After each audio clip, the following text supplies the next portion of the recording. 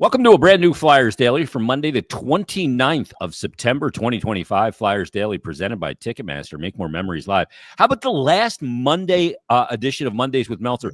Just for the month of September, people. Don't go. I'm not going too far here.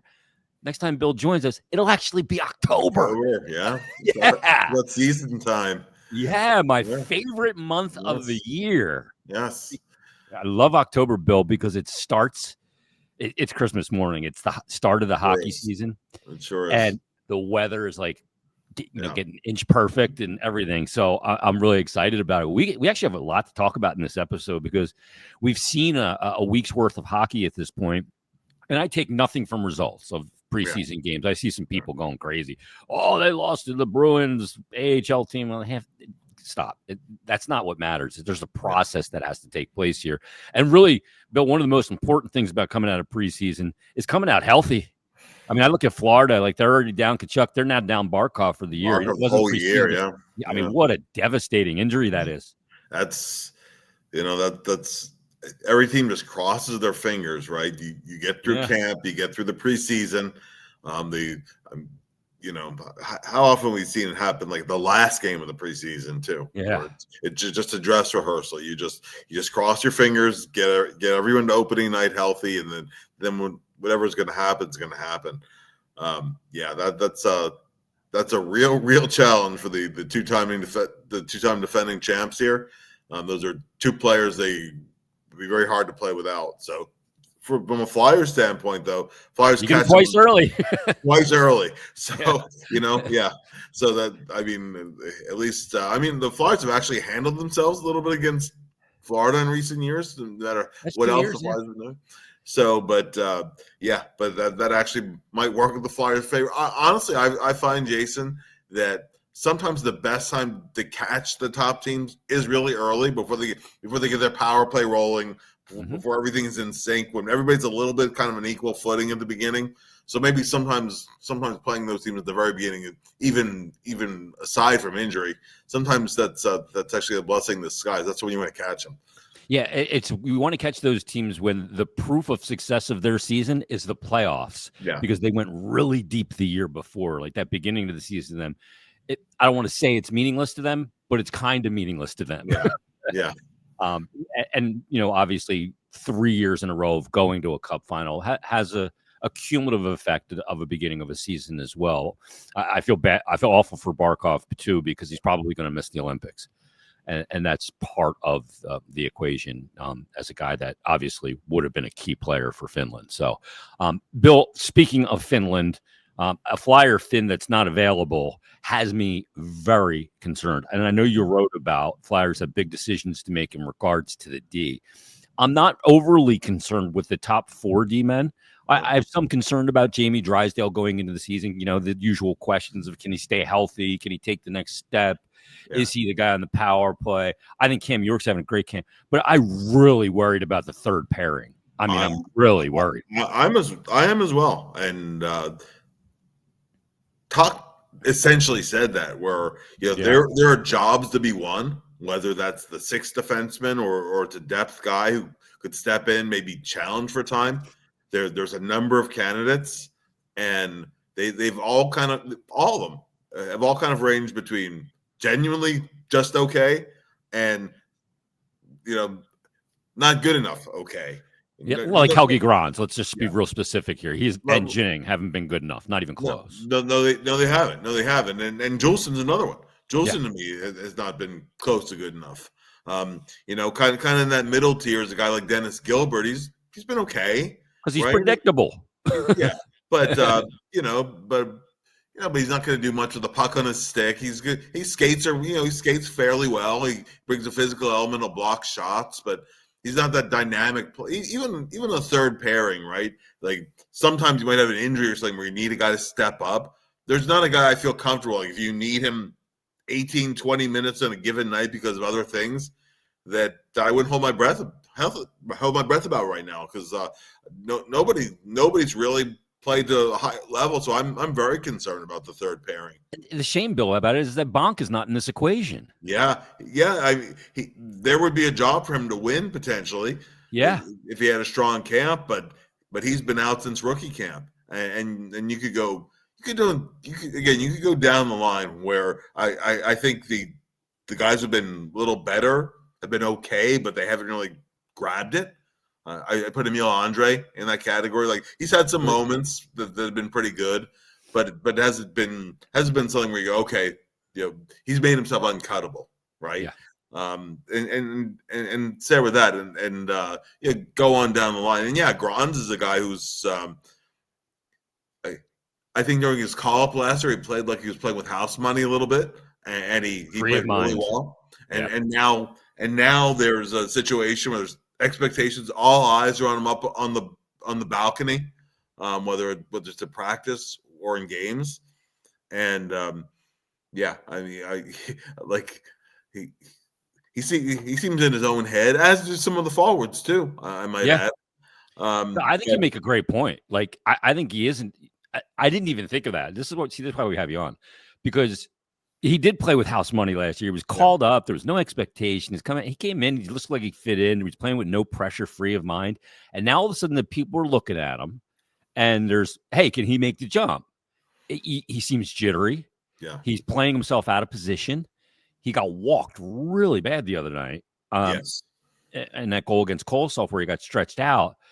Made a mistake again in the game on Saturday against the Bruins.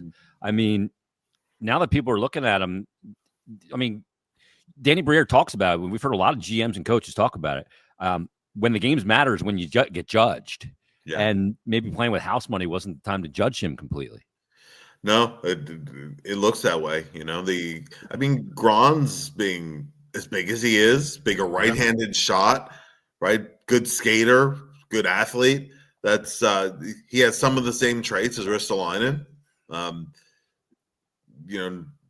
kind of track record, but physical attributes of a guy who might be able to step in and play some minutes there.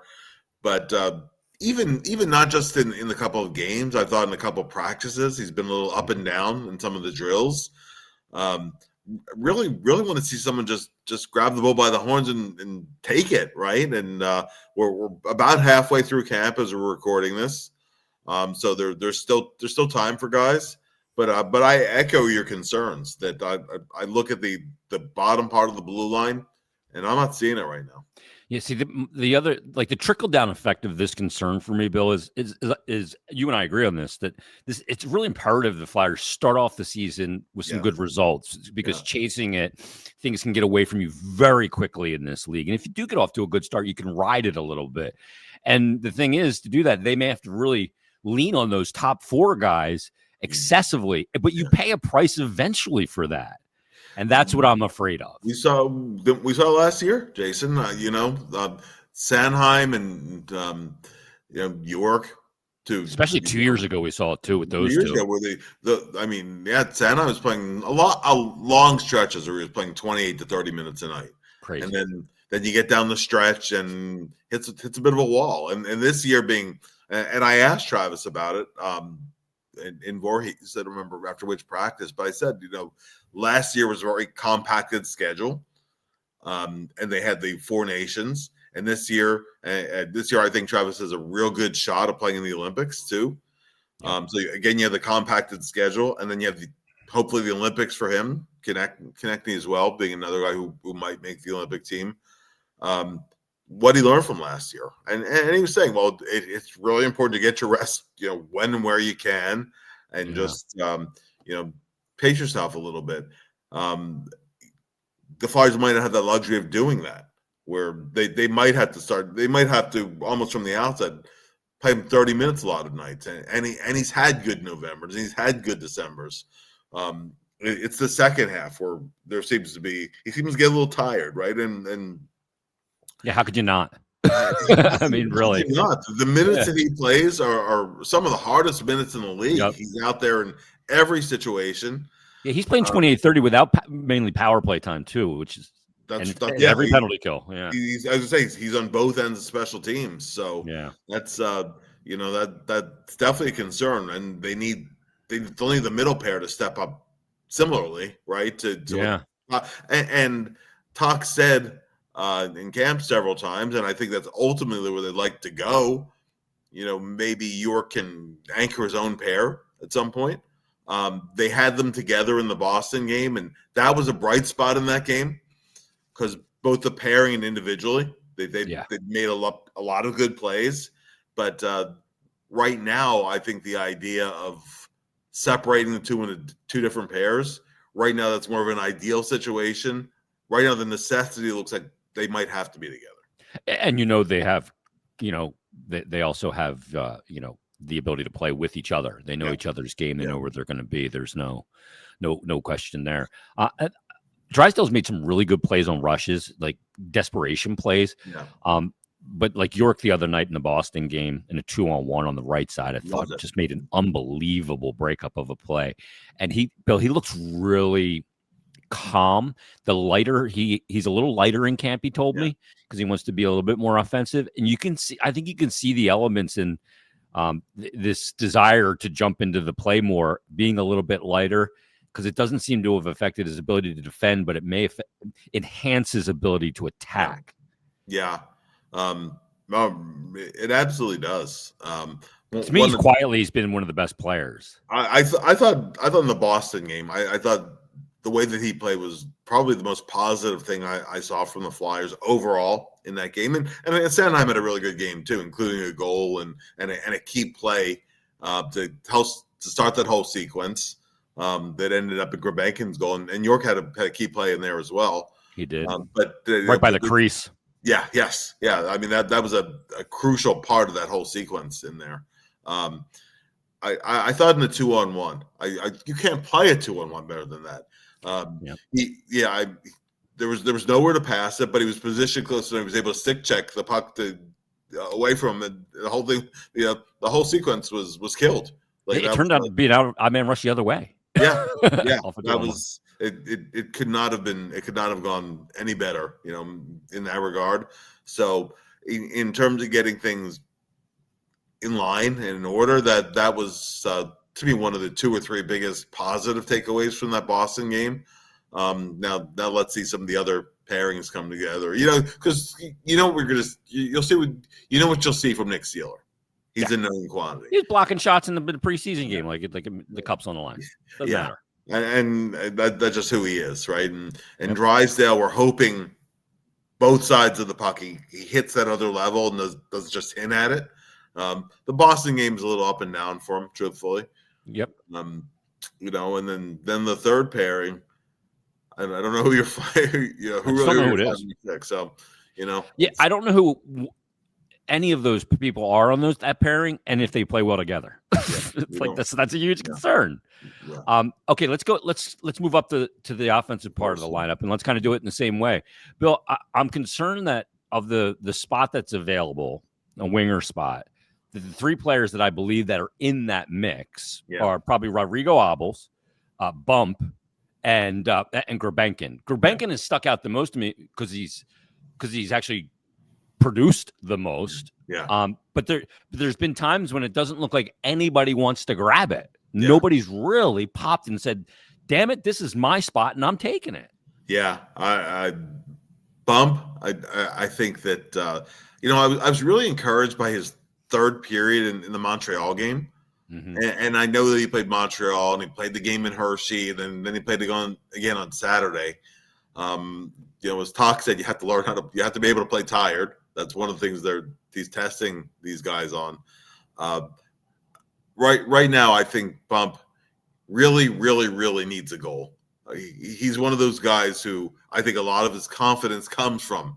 Is he producing offensively? And he's been getting opportunities up near the top of the lineup. Now you notice that as the game went along, and it was not just because of the play at the end of the first period. Yeah, I even take that play out of the equation. That was kind of a fluky play. But I thought that as the game went along, he definitely moved down on the rotation. Yep. And Grabenkin moved up. and Grabenkin moved up. Grabenkin, as you said, he's produced a little bit. Even going back to rookie camp, it's been a little uneven from shift to shift, sometimes play to play. He's still, I think, learning the structure and where he needs to be at certain times. Talk mentioned some of his turnovers in the neutral zone, which a couple of them pretty dangerous. And actually, Talk in general talked about the team playing a little too risky right now. It's one thing. It's one thing to make plays, but it's all time and place as to where you try to make plays. That's sometimes the hard part. You want to implement structure. You want to give players the leeway to make plays, but there's also a trust factor in that. If I'm going to give some slack to make plays, you have to know when and where on the ice to make those plays. Yeah. So Gulbenkian's been overall pretty good. And Abels, I thought he'd been really good in camp. Had a quiet night against Boston. Was just an okay game. But I did find it interesting though, Jason, that in the morning skate he played center, and in the game he played left wing. I think they want to test that versatility, right? Yeah. Is he someone you can plug in wherever you need him, maybe on a given day? Because there's never been a question about his hockey sense or even his general skills. With him, it's always been about lack of foot speed. Yeah, he's a big boy. There's no doubt. Big boy, and a smart hockey player. He's a pro. I think, Jason, that sometimes it's like people don't realize sometimes how good these players really are. Abels is an example to me of just how good a borderline NHL player really is, because he's a really good hockey player. Yeah. And he's had trouble trying to stick in the NHL because, well, is he a true shutdown center? No. He lacks at least a half a stride, and he's worked on trying to be a little bit quicker, which I think is an important thing for him. But has he played to a level either where it's like, okay, I would put him, I would say he might be in the lead for a 13th forward spot. Yeah. But we're looking really at the top 12 group, and there's still spots. So yeah. Bill, the one guy I didn't mention there was Jetlachenko as part of that competition. I think I fully believe that no matter what, and you can say we're going to say what we say about his camp, but he's going to get a look into the season again. Is it worth looking at him on the wing at all? Well, given the way that he skates, I'd be open, because the more versatility you have, the more options you have to be. I'm not saying he can't become a center, but he can play wing. Yeah. No, you could try him out on wing, and I'd rather he be up in the lineup a little bit.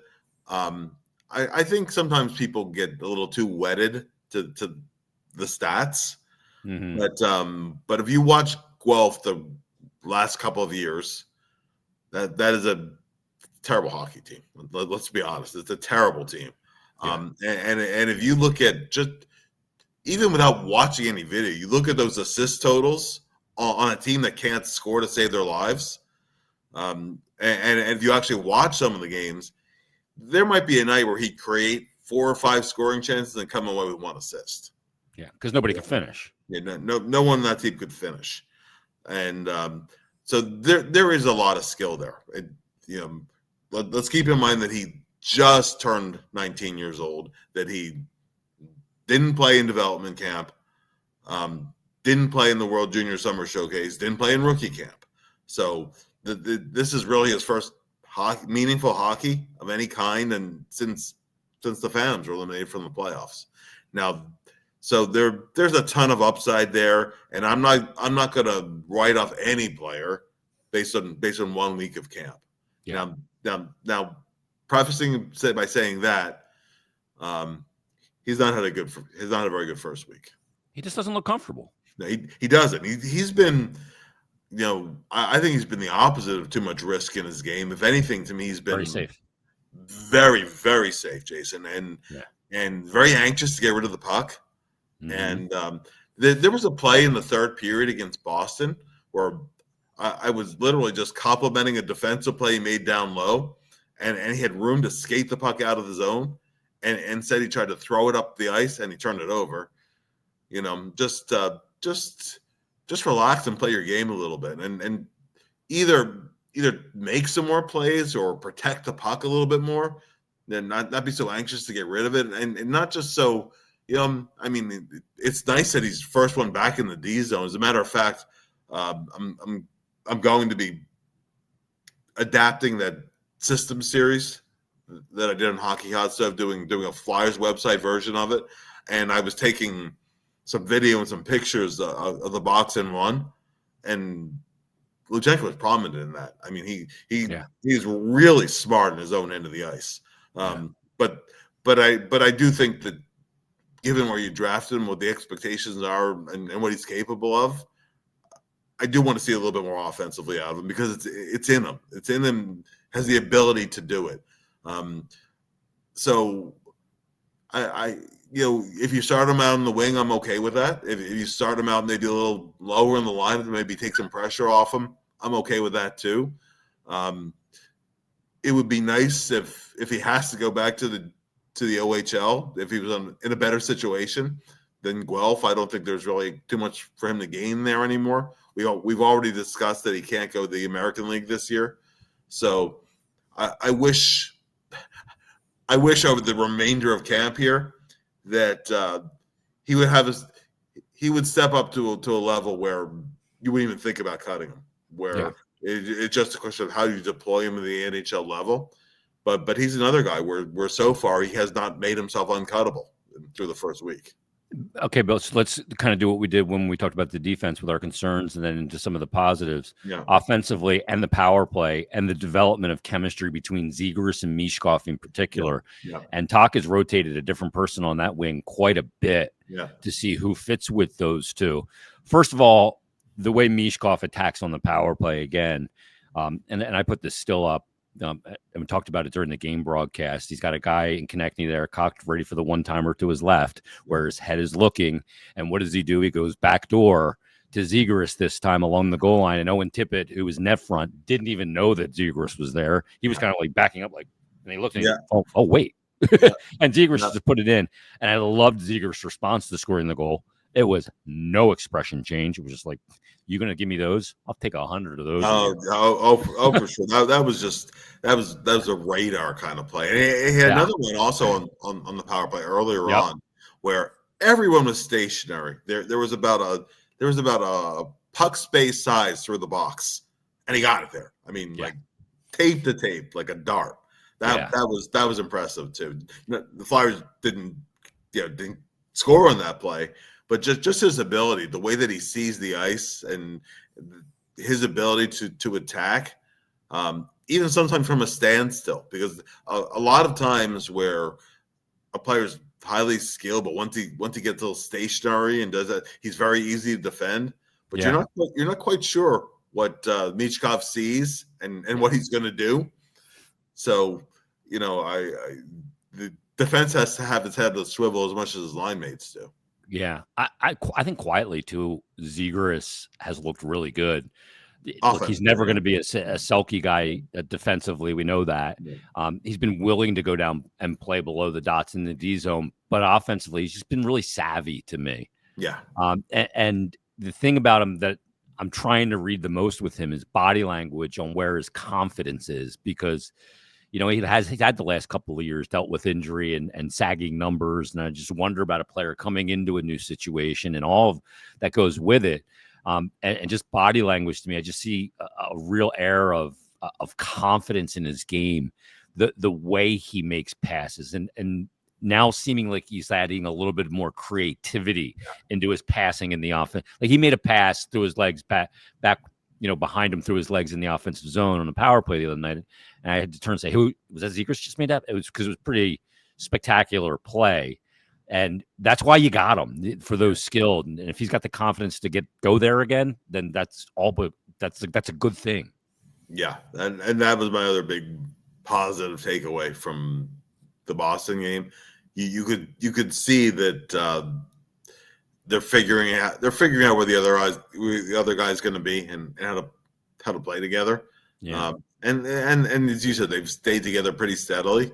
So that's a combination that's potentially really exciting to watch. And it looks like they're putting the pieces together. So that's been a positive. Yeah, we saw Dvorak on the wing a little bit with them, and to me, it just makes a ton of sense. Yeah, and I thought Dvorak had a quietly good game too. He was in the middle of too. a lot of positive things. So yeah, I think like Dvorak's kind of been on it a little bit. Like he's got a couple power play assists, little 2-man play with Tippett to get the 1 power play goal the other night, and then a little 2-man game with Couturier, and then the pass to Sanheim on the power play. I think he's a guy that might surprise a few people just because I think he's a pro that can do. Yeah, he's kind of a pro that is going to execute some really meaningful plays at the right time. And I'll tell you what, you want to rejuvenate a pro, put him on a line with Zegras and Mishkov when he's on a 1-year deal. Oh yeah, tell me, dude's not going. I'm going to get paid next year on numbers, and you're going to let me play with these two guys? Oh, for sure. And I will let you take me off this line. As you said, it makes a ton of sense in so many ways. Brings a size element to the line, right? Has a two-way presence. He has some skill. He's not at the other guy's skill level, but he has some skill and center wing sensibility. Yeah. For sure. And the other part of that, he's really good on draws. Like I was watching him on his weak side draws in the right circle. Boy, he won almost all of those. Yeah. Well, the other thing too is that he did, even when Zegras took draws, he won the possession after the draw. Yes. Like he sees Zegras on the left side taking a draw and knows the guy he's going against, he's probably going to lose the draw. So he jumped behind the Bruin center to take it, knowing he's probably going to win it pretty easily back over Zegras. So we've read it from the wing position to win possession on the draw. Yeah. That's savvy play. It sure is. Great example of his hockey sense because he's a smart player. It's been impressive. Bill, starting goaltending between Ersson and Vladar, even though the numbers aren't spectacular, I don't see much that either could have done. I think we see. I think tonight in the game we see some combination of Bjarnason and Kolosov, and then Saturday rather we see full for Ersson and full for Vladar in some order. But to me, the starting goaltending, it hasn't been spectacular, but it hasn't. It's just kind of been. It's been good. Okay, it's another one. Great. It's been another one. I don't think it's been a liability, but it hasn't. It hasn't been stellar. I look at the goals against, and I can go like what Vladar gave up. I'm like, what can he do about that? I mean, he had an army in front of him, couldn't see it. Yeah. It's a couple of the goals that Ersson has given up. A 2-on-0. That happened late.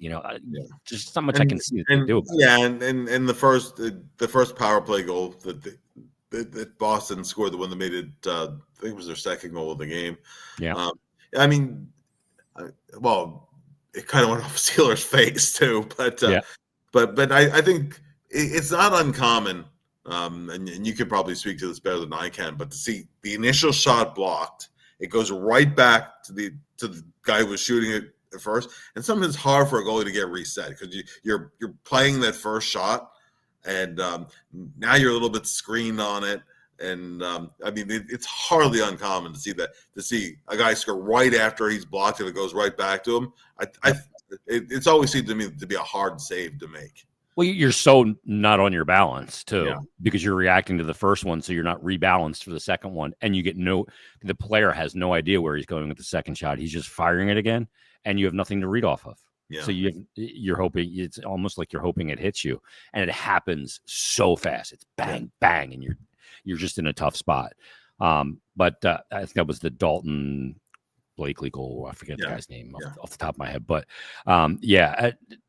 we'll see where goaltending goes in the regular season. I'm not going to fret over it now. Do I think it's improved over last year? Absolutely, I do. I think Vladar and Ersson, if Ersson stays healthy, and I was a little nervous that whole thing, only playing a period, playing the whole game, then only played a period. I think maybe there was a little bit of a ruse there, but not the case. As I dug in a little bit, I think we all breathed a sigh of relief because we were told he was going to play the whole game, and you knew he wasn't pulled for one goal. So and I'm going wait, and then it was no, he's only going to play a period. I was like, well, that seems kind of odd, And then they did it with Vladar, and I'm like, wow, are they really taking the ruse this far? You know what I mean? Yeah. But it not the case. Eris is healthy. I did get a chance to talk to him before the game the other night, so that's a good thing. We'll see where the goaltending goes. Obviously, it's a talking point, not only this season but every season. So Well, next week at training camp, Bill, we'll see what happens. We'll see if people start to grab spots as things get whittled down further and further. Guys are going to have to pass through some waivers, and we'll see where that goes as well. Read Bill's work at PhiladelphiaFlyers.com, NHL.com, and HockeyHotStove.com. And we will talk to Bill next week, and we'll have another episode for you coming up on Wednesday. Flyers in action tonight against the Bruins, final road game of the preseason. And they'll wrap it up with 2 at home coming up this weekend as well before we get the regular season underway a week from Thursday. Everybody, thanks for listening. Thanks for watching. We'll talk to you next time on a brand new Flyers Daily.